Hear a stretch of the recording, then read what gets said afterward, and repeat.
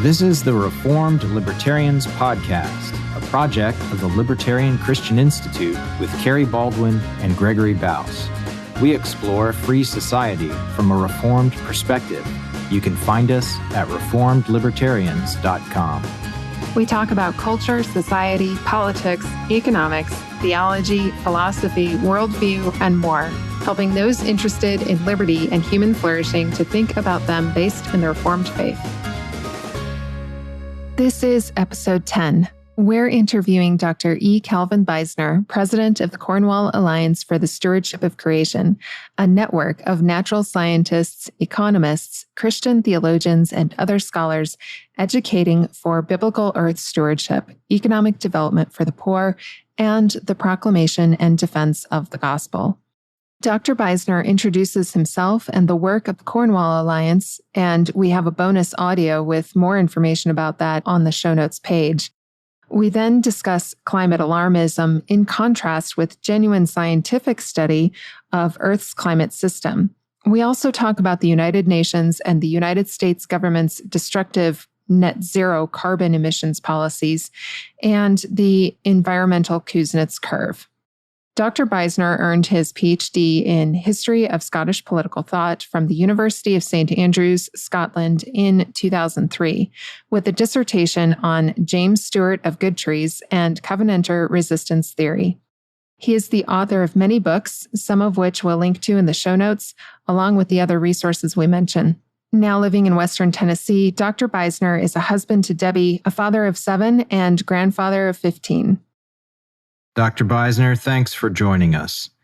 Would you tell us about yourself, how you became Reformed, about your previous work, and how the Cornwall Alliance for the Stewardship of Creation got started? I would say that the most important thing about me is just that I have been passionate for the gospel of Christ and the truth of Scripture since my conversion back in 1969. And early on, as a Christian, I became passionate for, and I remain passionate for, one-on-one personal evangelism and for apologetics to serve that. Even early in high school, I was witnessing all the time to friends, and of course, I would run into objections, and every time I ran into objection, I would run to a Christian bookstore and find a book that would help me to answer that.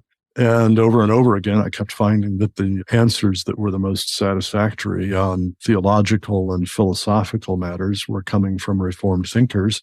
Meanwhile, I was just doing personal devotions also and reading through commentaries. And at one point, over about a 7 or 8 month period between freshman and sophomore years in high school, I was having my devotions through the book of Romans. And I was reading, I think, 7 or 8 different commentaries from various different perspectives. And it was just very clear as I got to chapters 9 through 11 that those who were not coming from a Reformed perspective were running from the obvious meaning of the text.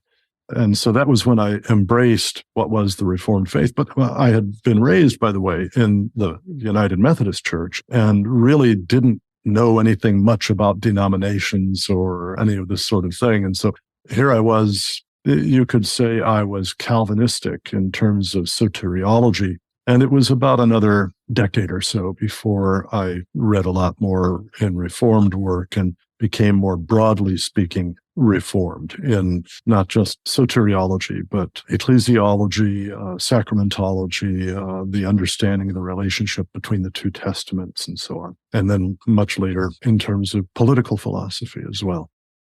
In early 1980s, I was meeting for breakfast with a pastor friend once a week. We would pray together. We would read books and discuss them together. And one day he showed up with a copy of Ron Sider's book, Rich Christians in an Age of Hunger, in hand and said, "Cal, you have to read this book. It will change your life." I had zero interest in economics, politics, finance, anything of that sort prior to then. And I still had none. And I told him so. And I just said, no, I'm not going to waste my time reading that.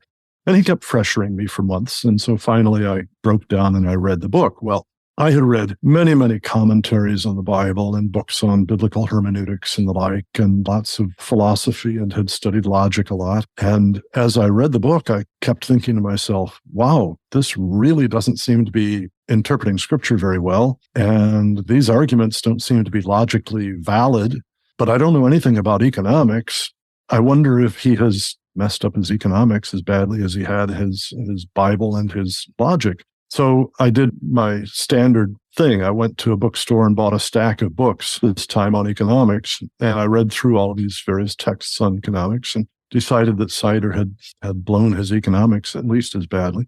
The book was very pro-socialist. And when I finished studying those, I thought to myself, if this book is really influential, and by the way, it did turn out very influential. Just a few years ago, Christianity Today named it the most influential evangelical book published in the last 50 years, which I think very sad thing. But I figured if this is really influential and lots of evangelicals embrace this, people could do a lot of harm with the very best of intentions. And so somebody needs to be writing something of a critique of this. So I began exploring how I might do that. That's what led to my master's degree program under the tutelage of the late Dr. Russell Kirk, who was a great man of letters, historian, philosopher, political thinker. And I had met him and I learned that he took private tutorial students and told him I'd like to write on biblical theology of political economics. And he invited me to do a master's program under him doing exactly that. So that in turn led to my being invited to work with the what was called the Coalition on Revival, which was an outgrowth of the International Conference on Biblical Inerrancy. And with the Coalition on Revival, I was asked to chair a committee on economics. The aim of the coalition was to produce white papers, really, on the application of biblical worldview and theology and ethics to various different spheres of life: law, government, economics, psychology, philosophy, the arts, media, and so on. After the 3 years and input by about 120 different scholars, we produced our white paper, and then Marvin Olasky and Herbert Schlossberg — Olasky at the time was professor of journalism at the University of Austin, and Schlossberg was author of the marvelous book, Idols for Destruction, which really should have been the most influential evangelical book of the last 50 years. They asked me if I would write a book on economics, an introduction to economics from a biblical worldview perspective, for the series of the Turning Point Christian Worldview series for Crossway Books. And that's what became Prosperity and Poverty, the Compassionate Use of Resources in the World of Scarcity, which was published in 1988. One chapter of that was supposed to deal with population, resources, and the environment. And as I worked on that, I just told Marvin and Herb that there was no way that that could be done in a chapter.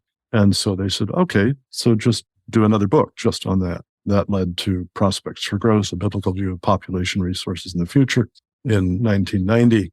And those led to my beginning to be known as a scholar on, call it, creation stewardship, environmental stewardship from a biblical perspective. That, as well as my work in economics, those two led to my being asked to teach at Covenant College, where I started in 92. R.C. Sproul heard me lecture one time at a seminar up in Grove City, Pennsylvania.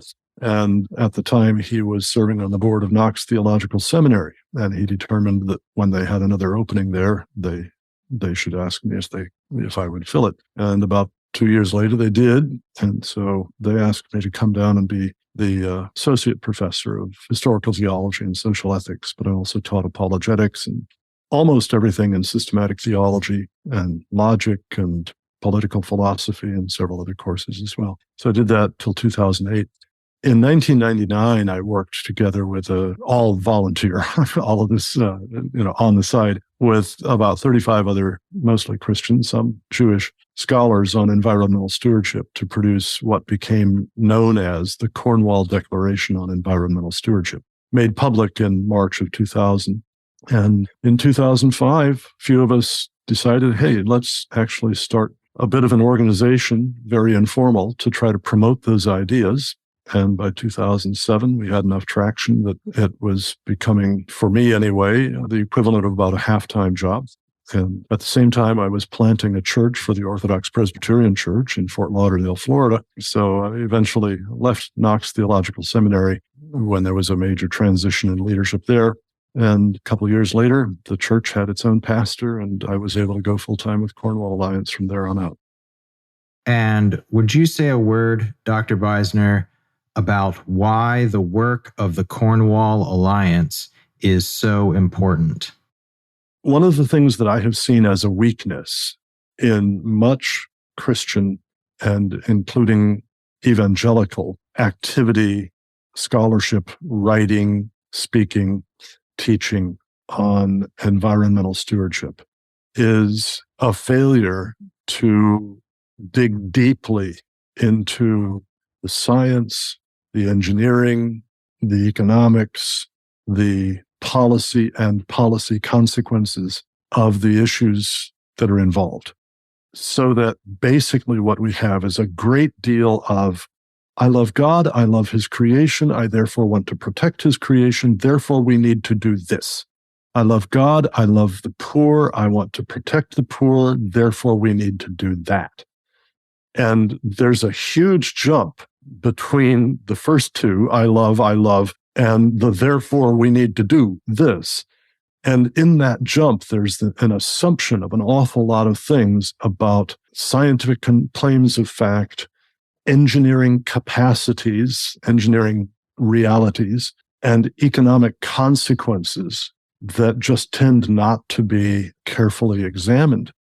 I mean, a classic example of that, back in 2005 and 6, the Evangelical Environmental Network, which grew out of, it was actually one of the original parts of the National Religious Partnership on the Environment, which was co-founded in 1994 by James Parks Morton, who at the time was the dean of the Episcopal Cathedral of St. John the Divine in New York City, who annually did a baptismal service for animals from the zoo and was very much a New Age type fellow.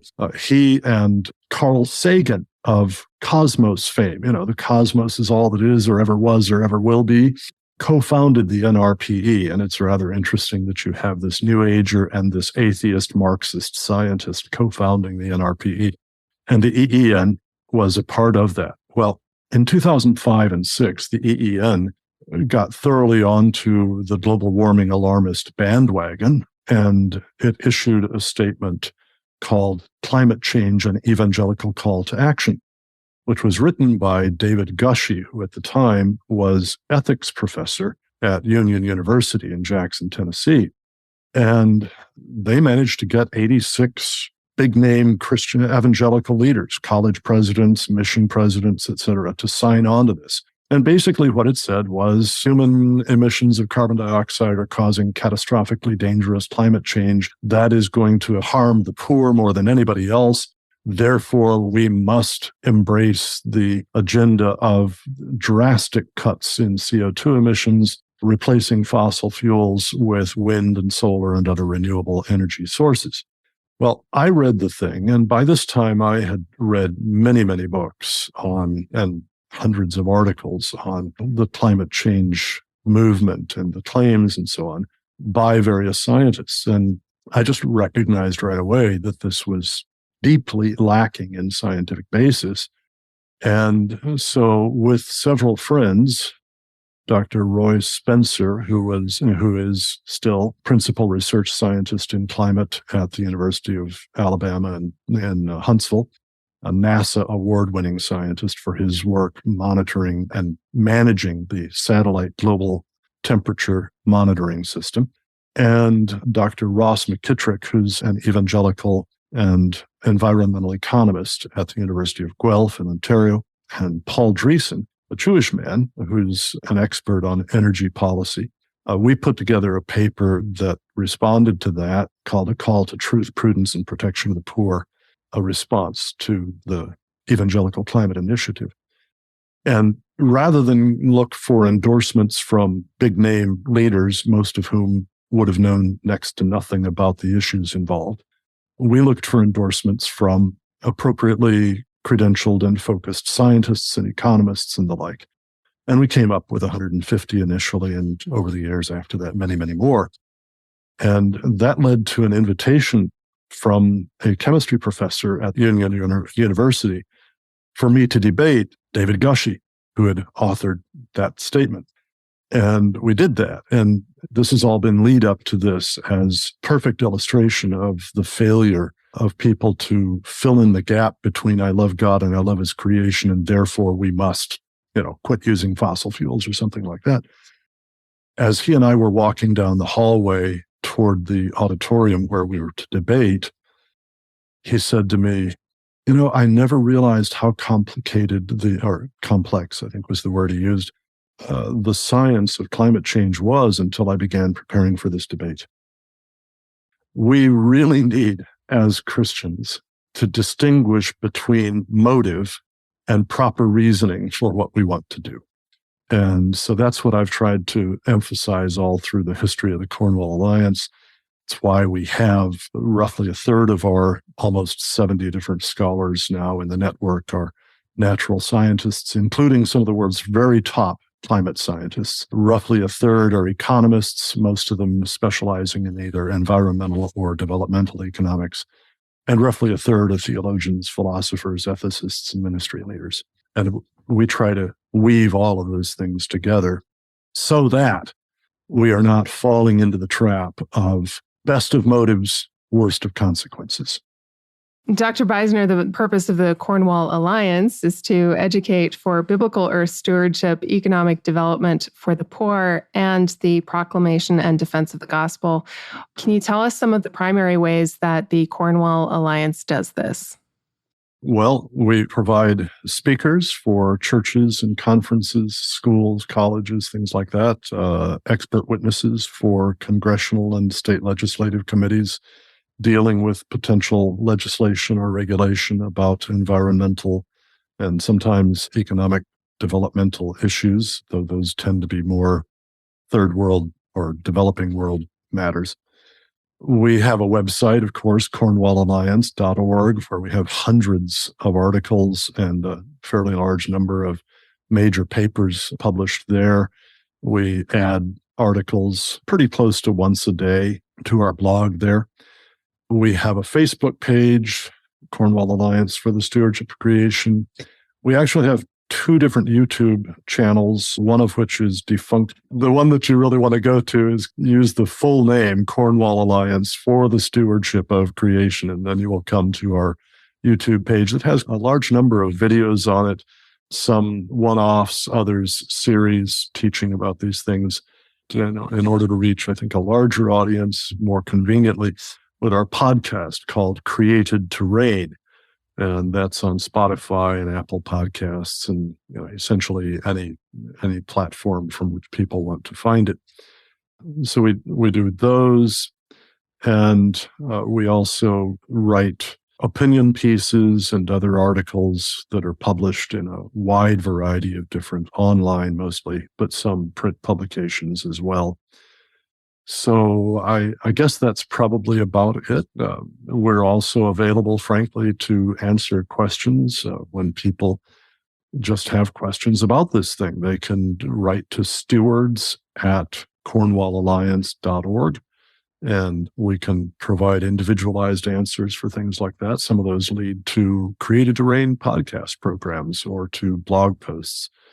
We also have a Twitter presence @CornwallStewards. And the best way to access the various social media would be from the Cornwall Alliance website? Cornwallalliance.org. We're actually, we're a little bit low tech, so we're in the process of putting appropriate good links on the website to get straight to those other things. But if people just remember the name Cornwall Alliance for the Stewardship of Creation, they can find us easily enough on YouTube, Facebook, Twitter, etc. We'd like to talk a little bit more specifically about climate change alarmism. And yes, let me put the claim, so to speak, to you and get your response if this is the basic idea. And then perhaps we can discuss some specifics about why the basis for that claim is wrong and sure, something along the lines of what's the real agenda, or perhaps what our response should be and resources available for responding. So as I've perceived it, the primary claim of the climate change or global warming alarmists might be that burning fossil fuels, which I take to be coal and gasoline, I don't know if there's any major... Coal, oil, and natural gas. Okay. And natural gas. Okay. Increases carbon dioxide in the atmosphere, which will, in X number of years, as the claim goes, whatever it is, warm the average temperature of the planet, I guess as a whole, X number of degrees, and will have disastrous effects in this time frame, such as causing the oceans to rise. Well, I guess the immediate cause of that would be the melting of polar ice, the oceans rising, that then killing millions of people and also somehow thousands of species in a mass extinction event. And is this the fundamental climate change, global warming alarmist idea? Yeah, I mean, that's what you'll get from people like Greta Thunberg, the Swedish young lady who sadly, I think, has been horribly exploited by those who are using her to play the heartstrings of the world on this issue. So that you'll get this message from people like Greta, from people like Al Gore and others. Frankly, you won't get it from more than a handful of actual climate scientists. And that handful tends not even to be very warmly embraced by other climate scientists. So there are various positions on this, as there are on any good, interesting scientific subject.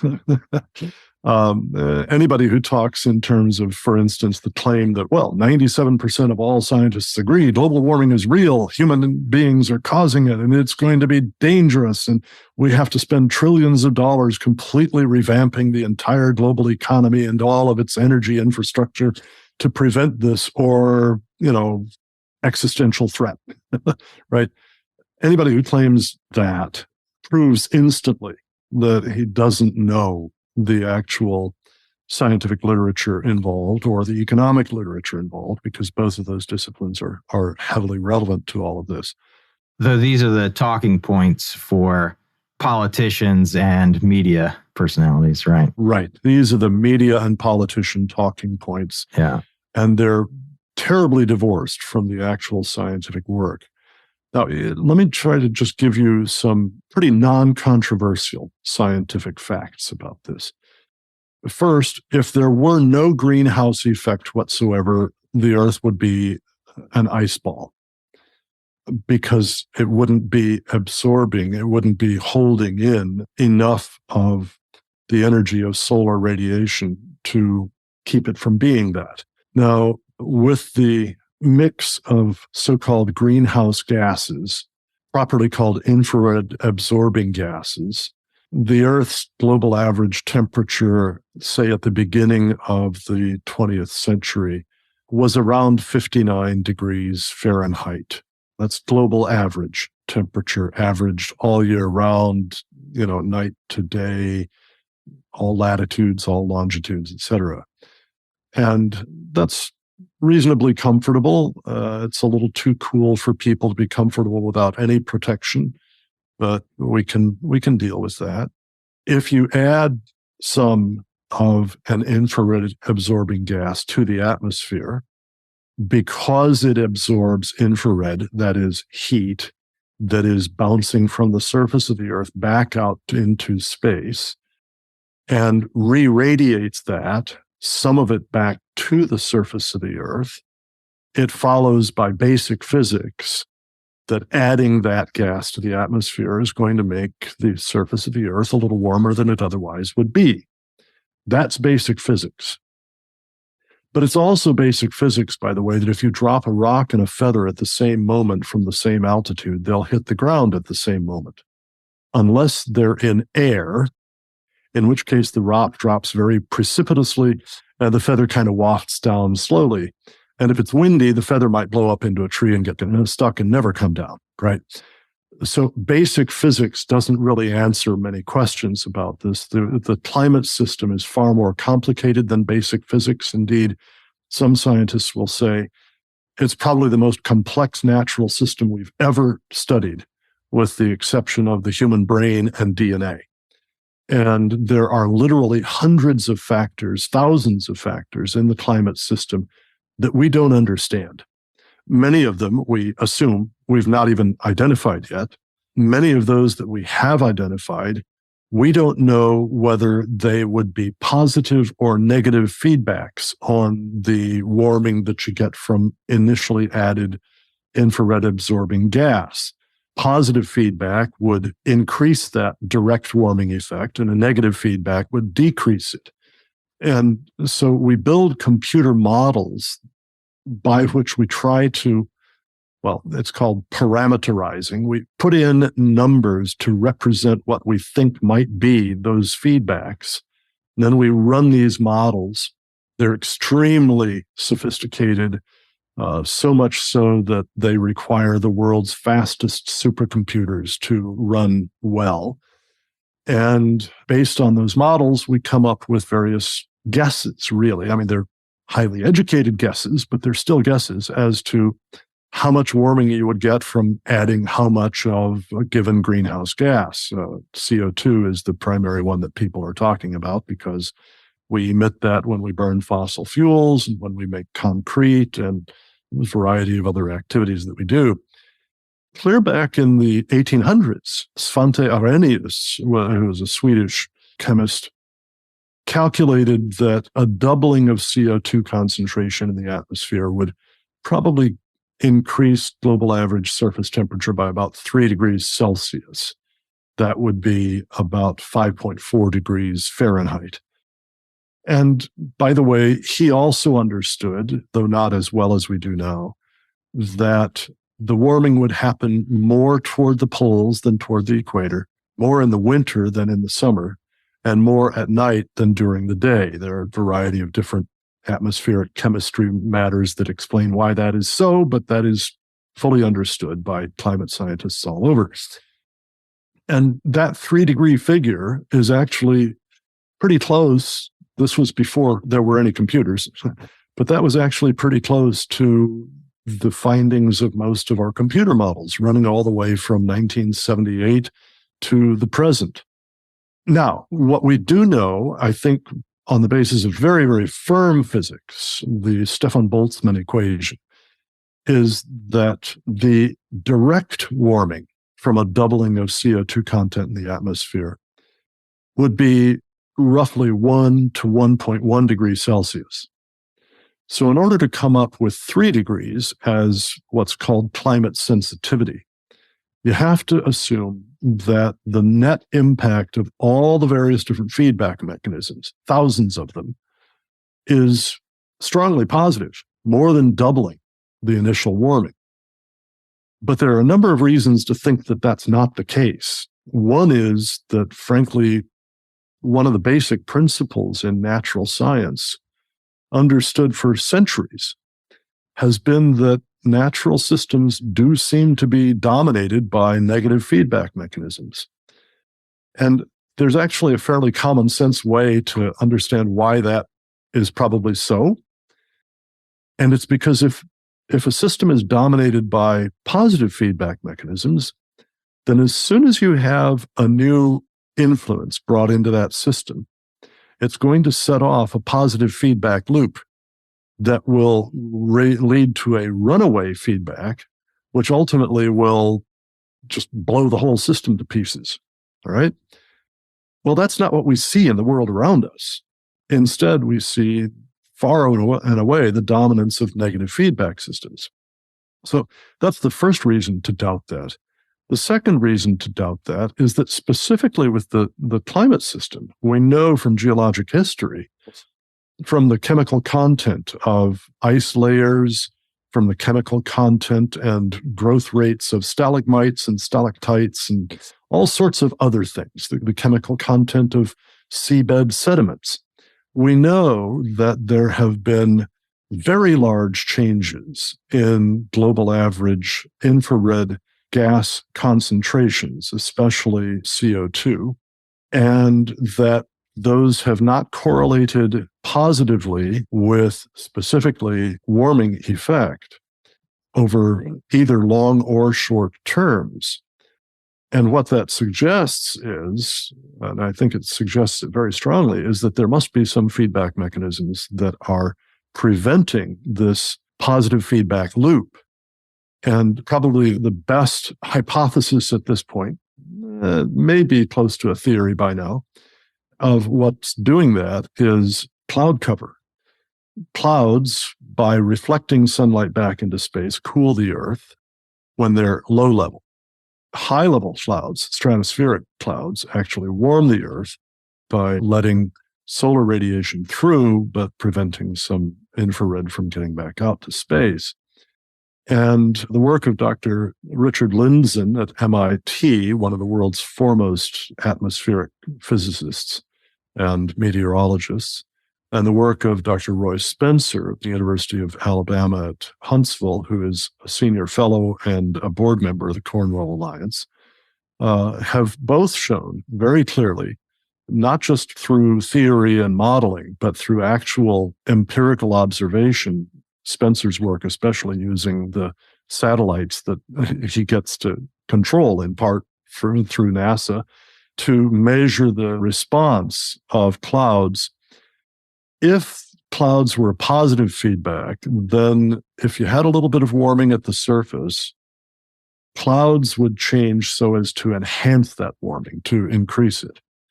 But instead, what he found, actually using satellite measuring systems, was that clouds respond to warming at the surface by increasing low-level clouds, which cool the surface, and decreasing high-level clouds, which warm the surface. They respond to cooling at the surface by decreasing low-level clouds and increasing high-level clouds. So in essence, the clouds work as a thermostat to keep global average temperature within a fairly narrow range.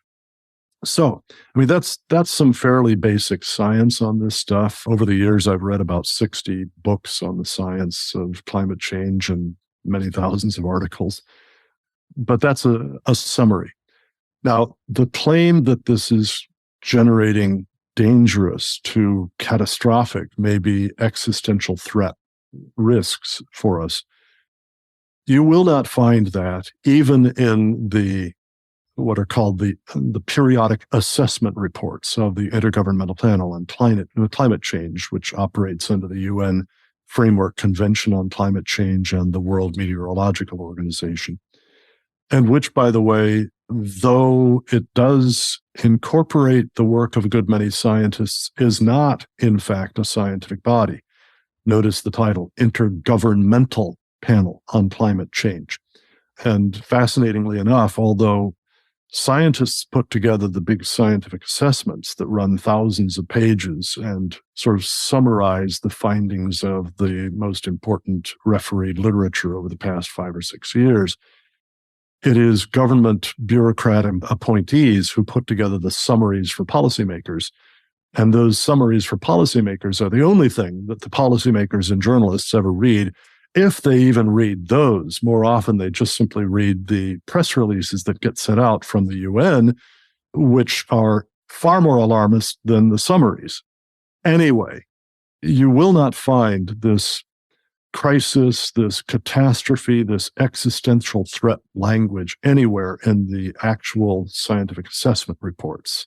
You won't even find it in the summaries for policymakers. You find it only in the press releases and the public statements of UN leaders.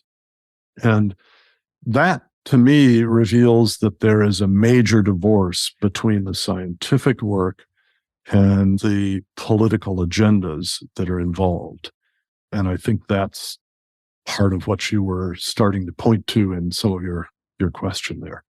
Yes, and we will find some particular articles either available on the Cornwall Alliance website or other ones that you might recommend as recommended reading for our listeners to maybe get some of this basic idea of response that you're talking about.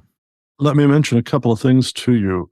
Dr. David Legates, who is recently retired professor of climatology at the University of Delaware, really one of the leading scholars in the field. He's an author or co-author of over 200 referee journal publications in the field. That's pretty remarkable. David is our director of research and education, and he and I just recently finished editing a book that will be coming out late next year from Regnery on climate change, climate science, the economics and policy related to that. 16 chapters and 15 different authors. And I think that's going to be very, very helpful. We don't have a title settled on it yet, but there's that's coming. But also, and you mentioned that this might be airing perhaps in January or February 23 through 25, I think it is, in Orlando, Florida, is the 15th International Conference on Climate Change, hosted by the Heartland Institute. And Cornwall Alliance is a co-host of that, or a co-sponsor of that. And both Dr. Legates and I, and some other Cornwall Alliance-related scholars are going to be speaking there.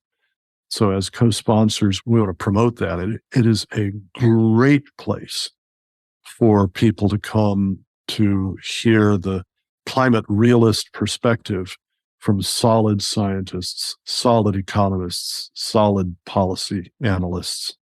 Excellent. We'll look out for that book and the upcoming conference. So you had described the difference between what the climate scientists are doing and saying and the political agendas, the policymakers. I wonder if you might explain briefly what this net zero by 2050 policy is. Well, first off, net zero by any date is arbitrary. Right. But of course, too, I mean, that's the reality of making policy. Eventually, you have to get away from generalizations and set specific dates and specific amounts and so on. But there's no rational defense of saying, okay, to save the world, we're going to make net zero emissions of carbon dioxide and methane and nitrous oxide and ozone and various other so-called greenhouse gases. You might as well aim for 2060 or 2040 or 2080 or 2030, whatever. So first, it's arbitrary. Second, it ain't going to happen. It's just simply not going to happen. And if anything is pointing toward that, the debacle that we're seeing in Europe right now, with countries having a tough time providing electricity or natural gas or anything else to heat people's homes through the winter, is indication of that. I mean, Germany, which has for more than 30 years been trying desperately to make wind and solar electricity generation sufficient in scale and in reliability to replace all of its fossil fuels in electricity generation. Germany has recently turned a wind factory. They're not farms, they're factories. Farms are where you grow, plants and animals. Wind turbines are not that. Besides that, they're ugly, and farms are usually beautiful.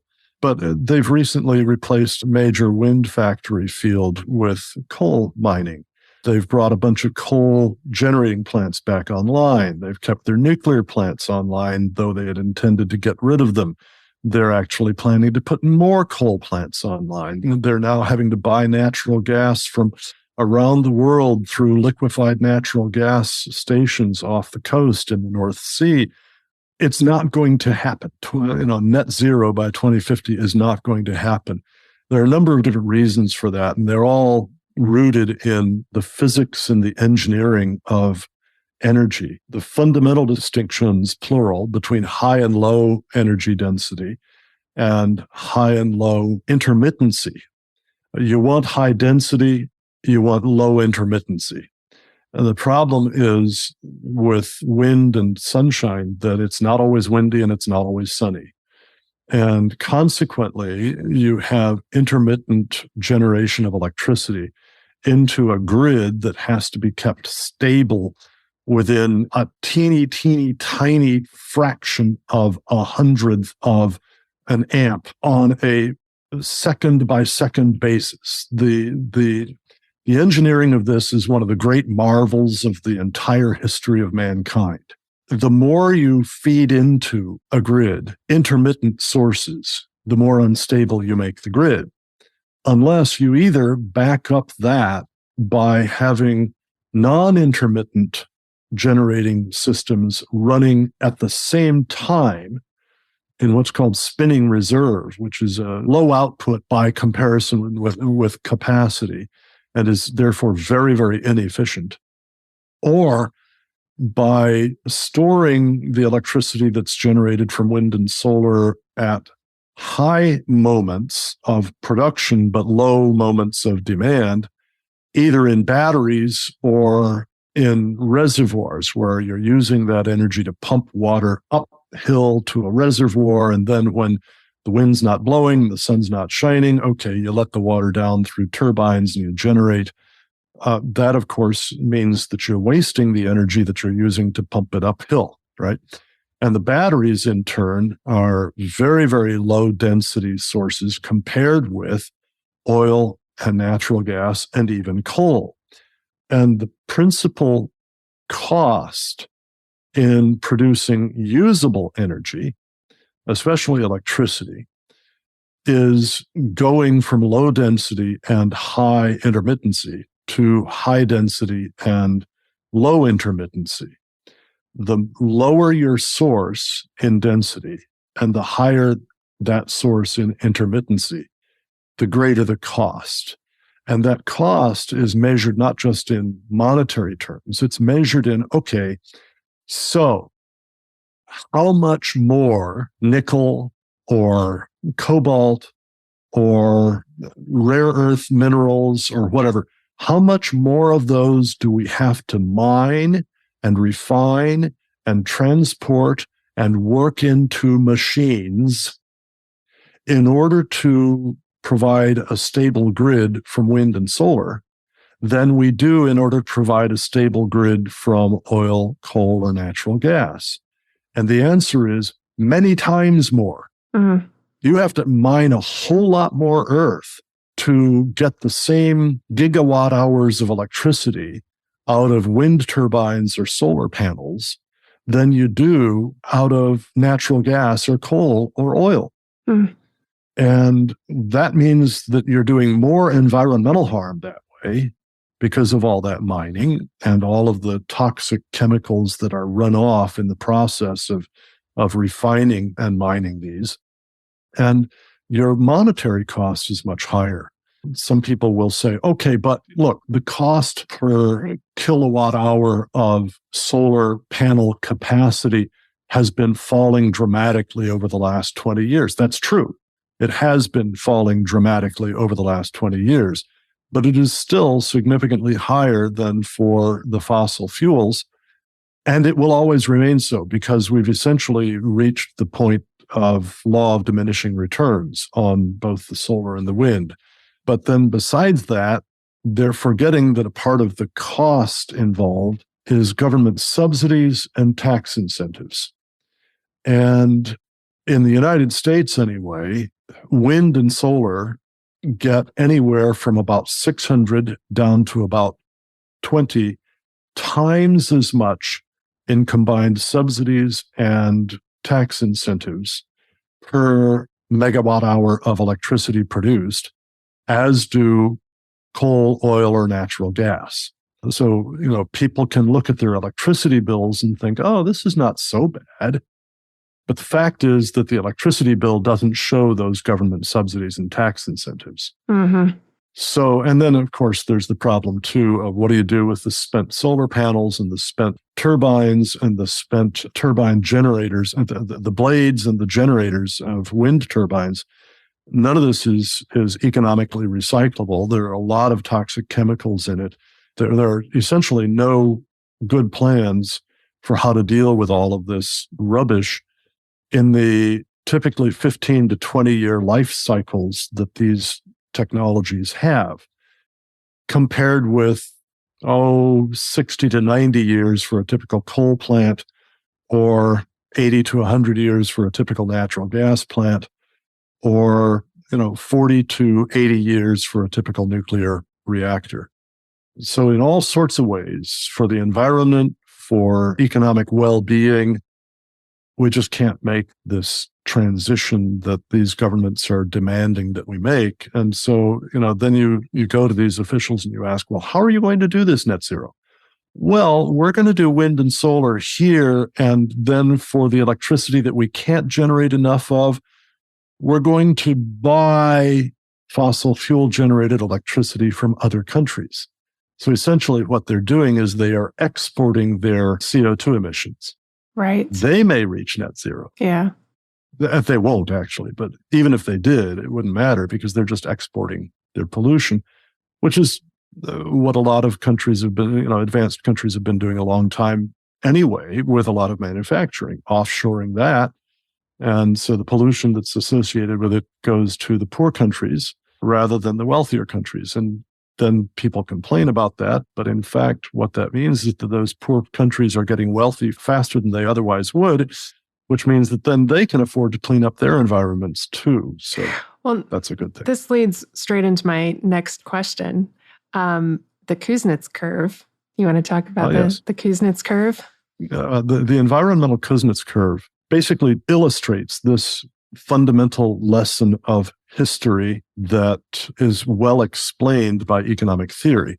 When a society makes a transition from subsistence agriculture to early industrialization, the emissions and the ambient concentrations of various different pollutants, toxic chemicals in the soil or the streams, air pollution, smog, ground level ozone, things of that nature, soot, all of those things increase in early industrialization.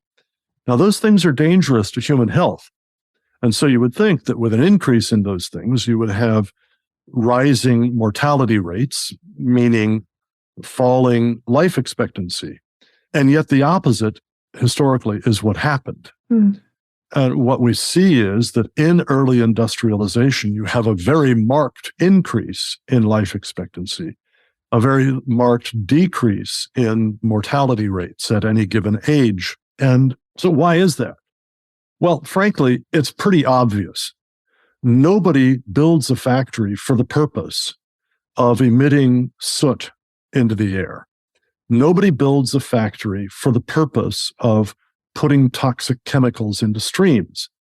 People build factories for other purposes, to make tractors and automobiles and steam engines and all of these other things available in order to make food and clothing and shelter and transportation and healthcare and education and communication more affordable for everybody. And so all of these benefits that come from industrialization, it turns out, far outweigh the harms that come from this early pollution.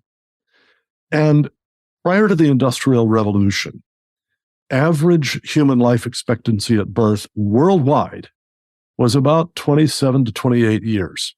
The average infant and child mortality rate, that's the odds of dying before your 5th birthday, was about 50% all around the world. And by the way, it didn't matter whether you were rich or poor, because there were no antibiotics. And every infection was life-threatening. Yeah. So that, for example, Queen Anne of England, the richest woman in the world, the richest person in the world at the time, quite likely, with all of the resources of the British Empire at her disposal, had 19 children. None of them survived to adulthood.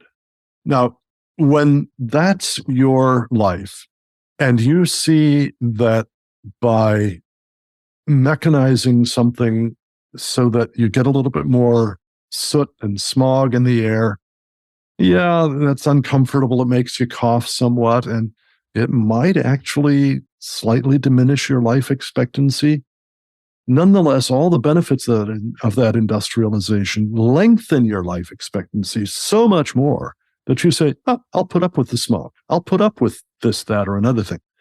Okay, that's the early part. But once you reach a stage where, okay, you no longer are worried about putting food on the table, clothes on the back, and a roof over the head. Those have become routine. Now you think, gee, I don't like the way that smog hurts my lungs when I breathe. I don't like having, sewage running down the street. Let's spend some money solving those problems. And we actually have the money to spend on top of staying alive. And so at that point, you begin to see a curbing of the emissions of various pollutants. And so the result is an inverted Kuznets curve. It actually looks something like a bell curve, a typical bell curve. In early industrialization, you increase pollution emission rates and ambient pollution concentrations. By the time you're moving into a fairly highly advanced industrial society, and we haven't even reached a primarily technological and information and service-based economy, those emission rates fall to below what they were before the industrialization began. Wow. And pretty soon, you have less of all that pollution remaining in the environment than before the industrialization.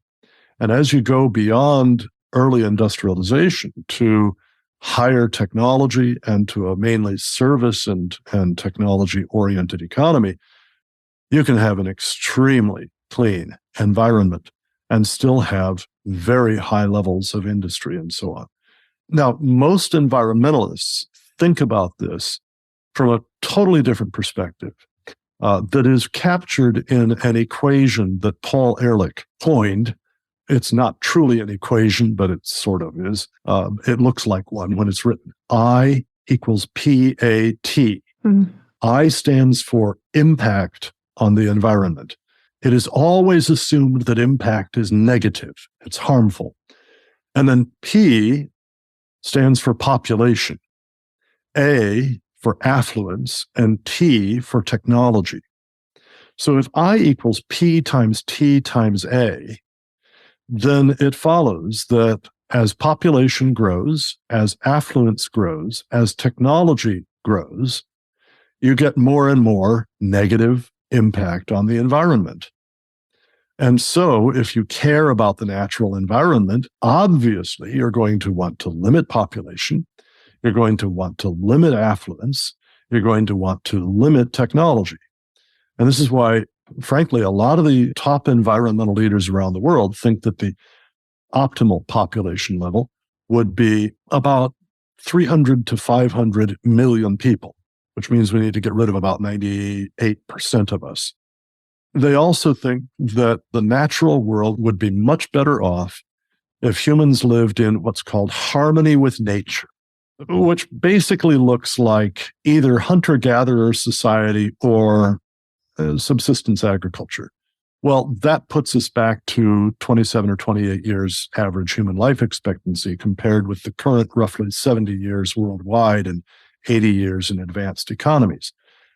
And we want low technology because high technology is always associated with more impact. Well, the actual truth is the opposite. And there are some underlying worldview or theology reasons for why this is so. Most environmentalists think of human beings as fundamentally consumers and polluters. We're using up the Earth's resources and we're poisoning the planet while we're at it. Whereas a biblical worldview tells us that human beings are created in God's image to be producers and stewards. And we can actually multiply resources rather than depleting them. And we can actually make the natural world an increasingly safe and beautiful and healthful place for humanity and the rest of creation by our activity using the minds and the bodies that God has given us in ways that honor Him. And so the Cornwall Alliance, working out of Genesis 1:28, where God, having created Adam and Eve, male and female, blesses them and says to them, "Be fruitful and multiply and fill the earth and subdue it and have dominion over the fish of the sea and the birds in the air and everything that moves on the face of the earth." We look at the surrounding context and what God has done bringing everything out of nothing, light out of darkness, order out of chaos, life out of non-life, great abundance of life, telling every variety of life to be fruitful and multiply. We look at all of that and we say, well, human beings are supposed to do something similar. So our aim should be to enhance the fruitfulness and the beauty and the safety of the earth to the glory of God and the benefit of our neighbors. And then we turn I equals PAT on its head by saying I should be understood as potentially overwhelmingly beneficial rather than harmful. And then as population, affluence, and technology grow, you get more and more beneficial impact instead of harmful impact. Wow. That's a really good illustration. I think there's plenty of evidence to show that capitalism or the free market, however you want to put that, has raised the entire world out of poverty and rather quickly. And so it makes sense. I think if you're looking at the evidence, it makes sense, right? Yes. Right. Yes. So I think that's interesting. And so this is where your connection to poverty really comes in, and your heart for the poor is in, increasing that human flourishing and increasing affluence and increasing technology, because that's what's actually improving life for everybody. That's exactly right.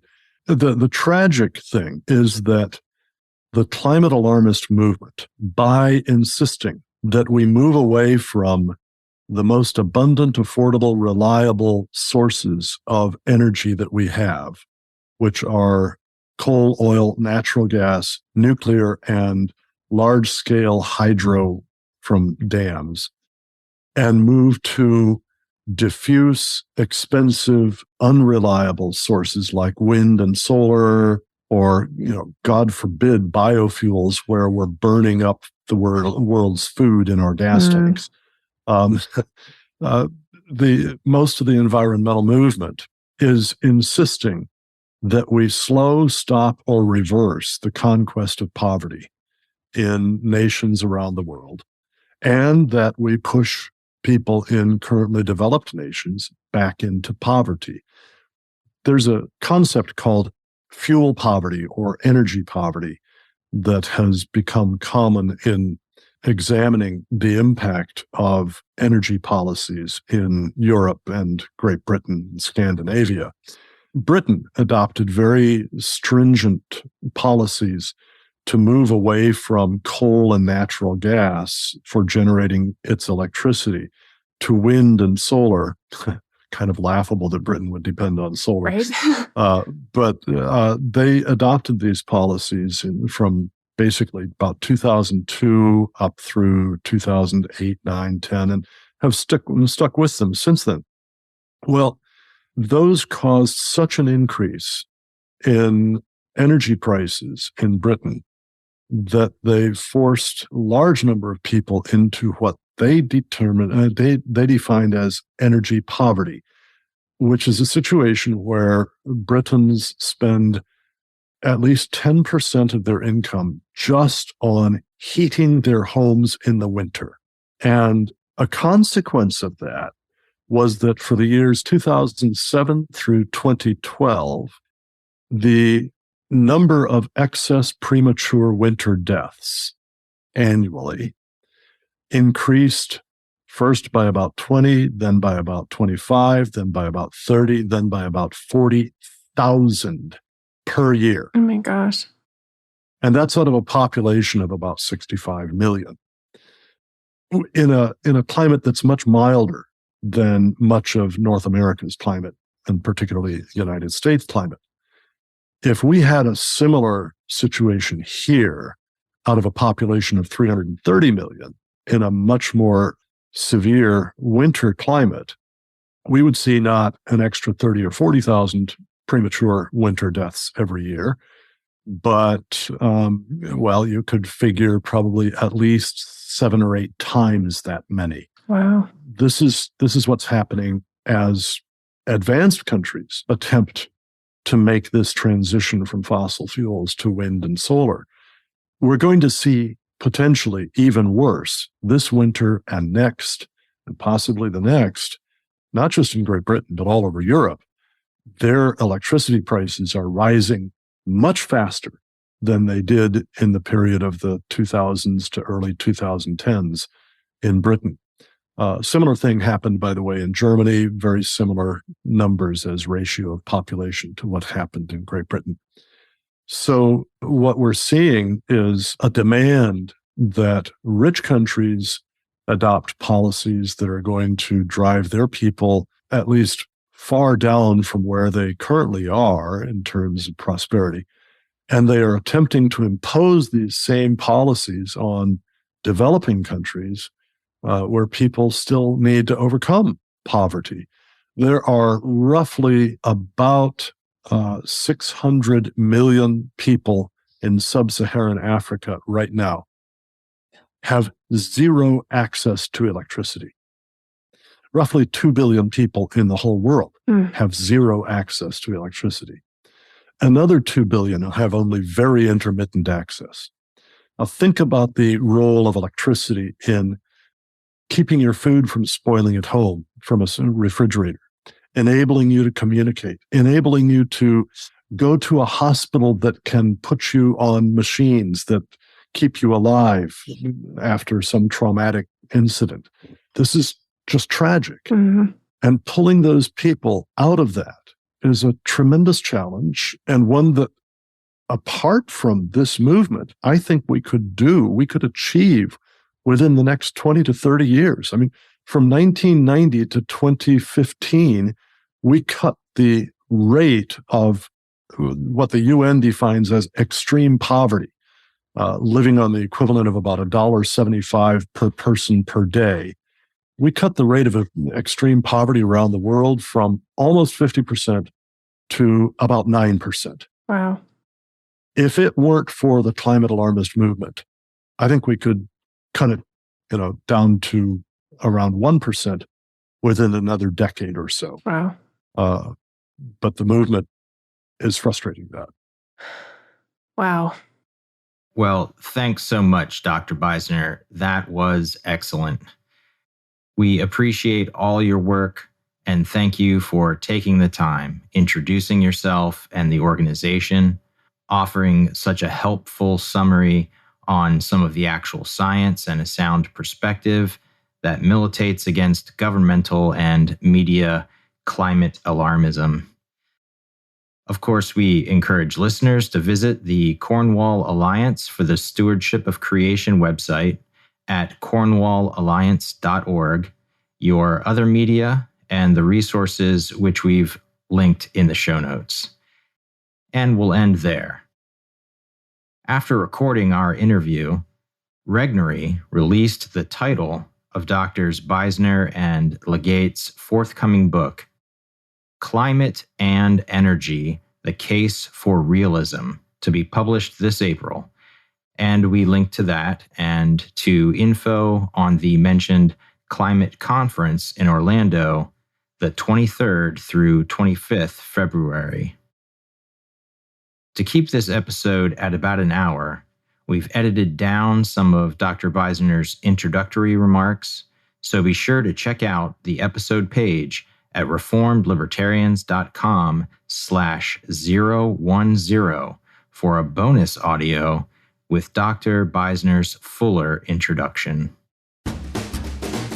Thanks for listening to the Reformed Libertarians Podcast, a project of the Libertarian Christian Institute with Carrie Baldwin and Gregory Baus. See the website for each episode's show notes and sign up for our email list. Don't forget to rate and review Reformed Libertarians Podcast on Apple Podcast or your favorite podcatcher. Find our email and social media on our contact page at reformedlibertarians.com.